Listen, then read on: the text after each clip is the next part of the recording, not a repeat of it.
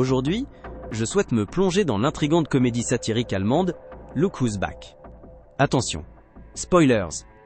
Le film s'ouvre à Berlin pendant la Seconde Guerre mondiale, où l'on retrouve Adolf Hitler dans un cadre peu conventionnel, sous la direction d'un coach comportemental nommé Keppel. Hitler, malgré son passé notoire, tient absolument à conserver les salutations traditionnelles, déplorant la disparition du salut nazi. Il repense à ses efforts incessants pour éradiquer les ennemis qu'il croit avoir piétiné le sol allemand, exprimant son incrédulité quant à la raison pour laquelle il se retrouve encore parmi de telles personnes. Par un retournement de situation inattendu, Hitler se réveille au milieu d'une forêt, désorienté et confus. Scrutant le ciel, il est stupéfait de ne voir aucun avion ennemi au-dessus de lui, et envisage la possibilité qu'il fasse simplement une pause. Soudain, un ballon rebondit sur lui et s'immobilise juste à ses pieds. Il se lève et se dirige vers un bâtiment à travers des broussailles. 3 jeunes s'approchent alors, et lui demandent innocemment s'il va bien. Tenit-on non qui vaut. Hitler les regarde, les imaginant comme l'avenir radieux de la nation. S'enquérant du chemin pour se rendre dans la rue, il croise le regard d'un journaliste nommé Fabien Savatsky, qui filme la scène.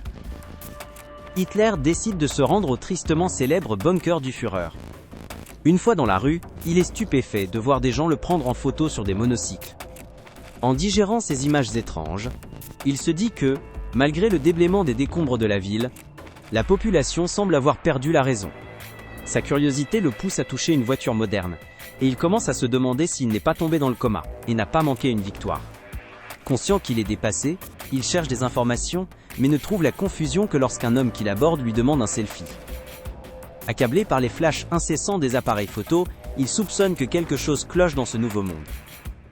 Alors qu'il poursuit son errance, il aperçoit une femme qui discute au téléphone en allemand et s'approche d'elle pour lui demander la date. Terrifiée par sa présence, elle l'asperge de gaz lacrymogène au visage, le laissant en proie à la douleur et aux yeux rouges. Il trébuche dans un kiosque à journaux voisins, où une révélation choquante le frappe. La date est le 3 octobre 2014. Incrédule, il s'effondre au sol. Pendant ce temps, dans une chaîne de télévision locale, Karner, le directeur, complimente M. Christoph Sensenbrink pour sa brillante performance en tant que directeur adjoint, avant de lâcher une bombe. Mademoiselle Katja Bellini est nommée directrice générale. Christophe, choqué et indigné, fait irruption dans son bureau et exprime sa frustration sur un cinéaste en difficulté nommé Fabian.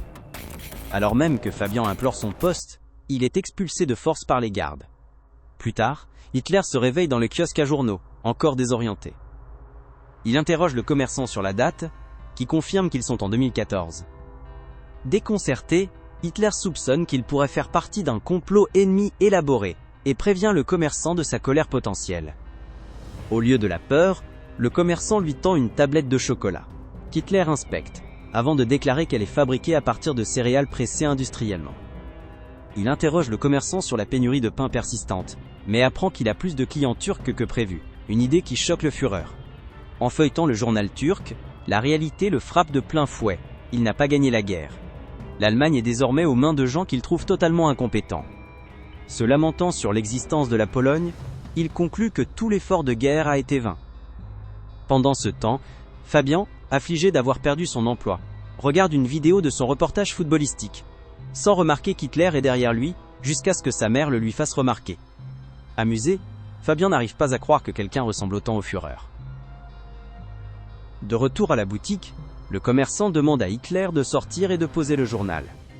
Révolté par le fait qu'on lui demande quoi que ce soit, Hitler est réprimandé pour ses vêtements malodorants, et se dirige à contre-cœur vers une laverie pour se laver, complètement inconscient du monde moderne dans lequel il a atterri. On voit ensuite Hitler, en pantalon et sweatshirt, alors qu'il se dirige vers le vendeur de journaux. Fabian l'a néanmoins localisé d'une manière ou d'une autre et l'attend au magasin. Après l'acquisition il regarde Hitler et son apparence le stupéfie. Fabian demande l'autorisation d'enregistrer Hitler alors qu'il marche à travers l'Allemagne contemporaine. Hitler soutient le concept. Fabian emprunte un véhicule et de l'argent à sa mère et se lance dans son aventure aux côtés d'Hitler. Arrivé à l'hôtel, Hitler est amusé par la vue de la télévision. Il choisit alors de discuter de politique dans le discours de Fabian. Il visite divers endroits et s'enquiert des opinions politiques des gens.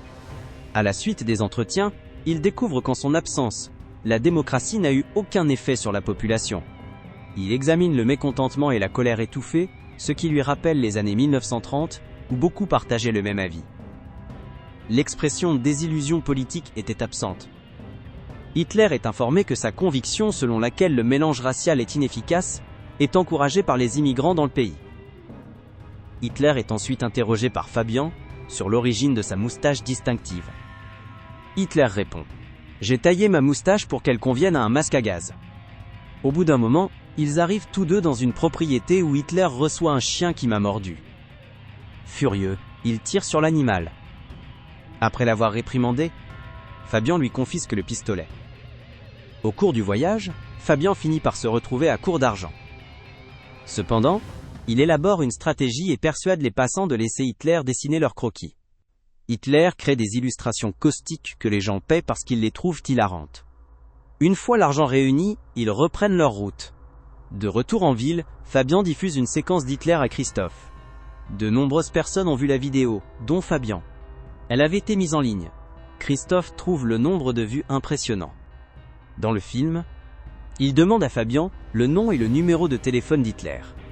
Après leur rencontre, Christophe demande à Fabian de renvoyer Hitler de son lieu de travail, le croyant fou. Hitler s'approche du bureau du réalisateur avant de partir et leur demande de travailler ensemble pour préserver l'Allemagne.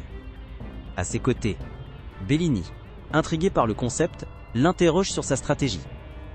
Afin de diffuser le Führer à l'écoute, elle demande rapidement à son assistante de développer un format télévisé adapté au concept d'Hitler. Fabian avertit alors Christophe de retourner son travail sous peine de licenciement. « Débarrassez-vous d'Hitler !» Christophe l'embauche comme commis de cuisine après avoir appris cela et promet de lui donner une promotion dès qu'un nouveau poste éditorial sera publié. Hitler reçoit une table dans le studio de télévision peu après. Christophe exige que Kromayer aide Hitler à utiliser un ordinateur. Hitler se souvient des ordinateurs de son époque et considère cette invention comme l'une des meilleures. Kromayer tente d'ajouter Hitler à la liste de diffusion, mais lui dit que quelqu'un d'autre a déjà revendiqué son nom. Hitler lui dit qu'il se plaint de ceux qui volent son nom. La nouvelle chancellerie du Reich devrait être utilisée comme Hitler l'avait prévu. Christophe a l'intention de faire une comédie en direct sur Hitler. Waouh mec, c'est un spectacle! Parce que Bellini a été promu à sa place, il en est encore rancunier. Et prévoit de lui causer des ennuis. Il prévoit d'introduire le racisme dans la discussion en faisant des remarques caustiques contre les juifs et en écartant Hitler.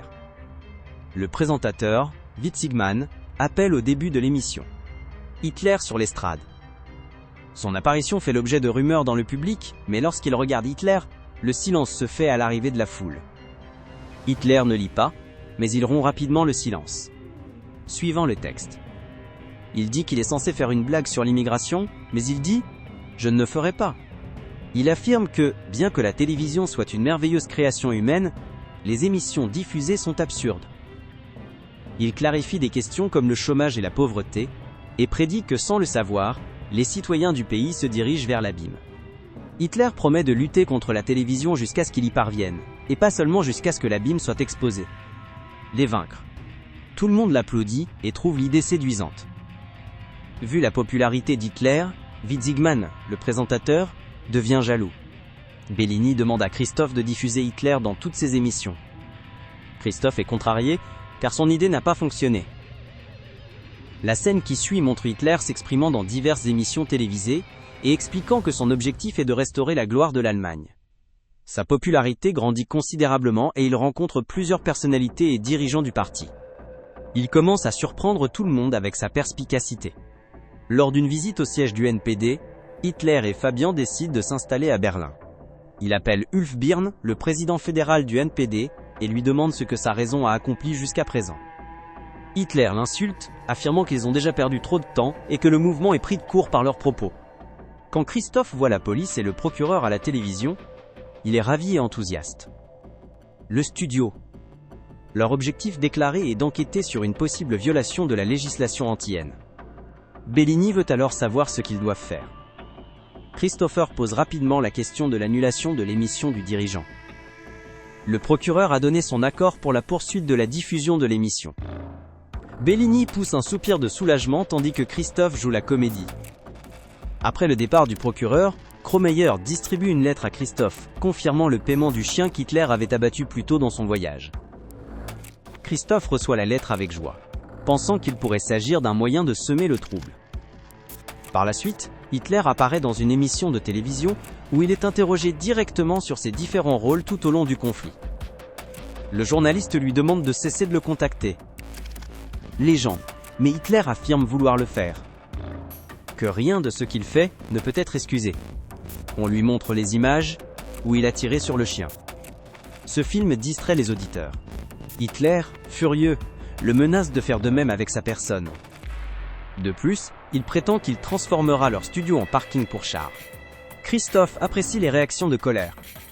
L'entretien désastreux a conduit au licenciement de Bellini et Christophe est embauché comme nouveau directeur. Suite à cela, Hitler se rend chez Fabien et s'installe chez lui. Le destin l'amuse et il commence à écrire son deuxième livre. Le livre est bientôt commercialisé. 3 mois plus tard, au studio de télévision, tout le monde participe à une réunion où l'on discute de la perte énorme subie par l'entreprise. Christophe pense que le concert de Witzigmann les remettra sur les rails. Mais un employé lui annonce qu'il a démissionné.